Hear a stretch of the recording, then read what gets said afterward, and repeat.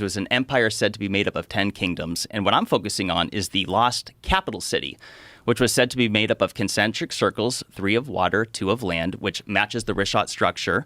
It also was said to have an opening to the sea at the south. And if you look at it from satellite imagery, you can clearly see that water had ran through it. Let's take a look at that.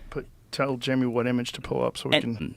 And furthermore, it was said to have mountains to the north, and you just so happen to have mountains called the Atlas mountain chain, which Atlas was said to be the very first king of Atlantis.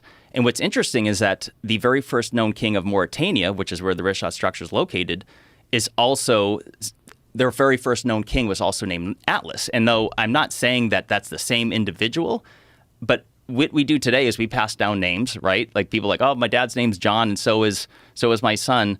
And so it's another striking similarity, but it goes further than that. Like there's geological similarities, such as the fact that Atlantis was said to be made up of red, black, and white color stone, which is another similarity you see at the Richat structure. It was said to have an abundance of gold and that the outer walls were lined with it. And it turns out that Mauritania is loaded with gold. And not only that, the richest person ever known to exist in all of mankind is Mansa Musa of the Mali Empire, which consisted partly of modern-day Mauritania. And he was so rich from gold that he would be richer than Elon Musk and like Bezos combined almost. Like many unfathomable amount of billions of dollars. So that's another similarity. What year was this? Oh, this is 1300s or 1400s. There he is. Yeah, there we are. 1312, 1337. What a great name, too. Mansa Musa. But the similarities don't end there. There was said to be an abundance of elephants, which is one reason why to suggest that Atlantis would have been in Africa is because, well, besides the fact that elephants are known to be throughout Africa, they used to be in Mauritania. They're unfortunately pretty much extinct there today. But another little detail that most people aren't aware of, because they think of Atlantis like, oh, it must be at the bottom of the ocean. Well, that's not exactly how Plato worded it. He did describe that the aftermath of Atlantis followed a catastrophic event involving water, is that what was left of Atlantis was reeds of grass and a shoal of mud that prevented ships from navigating to and from. And what people don't realize is that Sahara Africa, up until about 4,500 to 5,000 years ago, was totally green. It was tropical. It had the largest network, or one of the largest networks of rivers ever known to exist.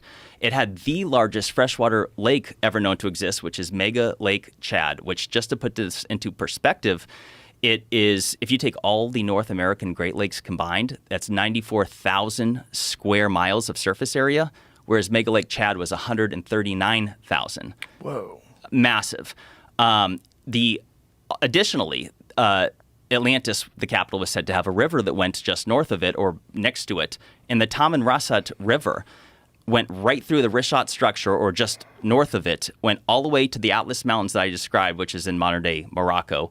And the evidence is that it existed at that same period of time when Atlantis was said to be around 11,600 years ago prior to its destruction, up until about 5,000 years ago. So going back to my point, like a lot of people see the Sahara Desert and they don't realize that this place was unbelievably different than it is today. And one of the things that's so important is that I know some people listening will, they hear Atlantis, they think, oh, it didn't exist. Right.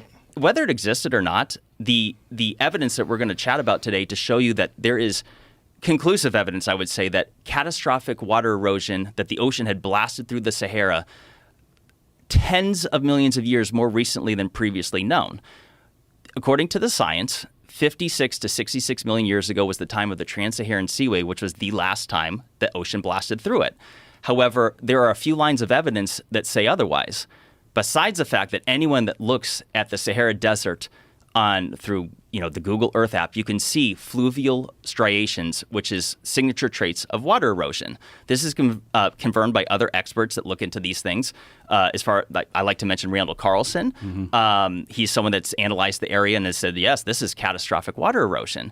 So one of the signature lines of evidence that suggests that the ocean blasted through it far more recently was the largest volcano in Sahara Africa is in Chad.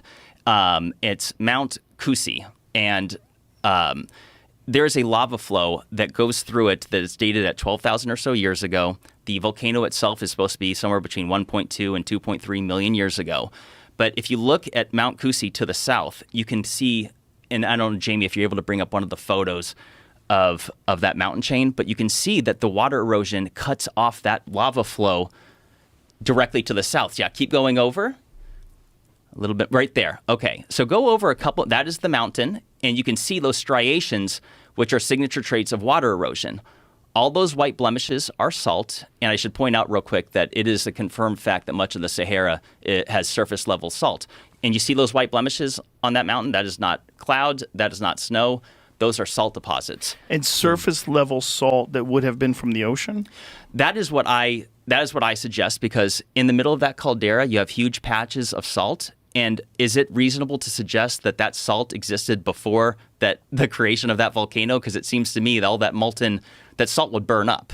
And, Right. and not only that, there is scientific studies that show that there are gastropods, which are sea life, that existed inside that caldera that used to be 1,000 feet deep and dried up just a few thousand years ago.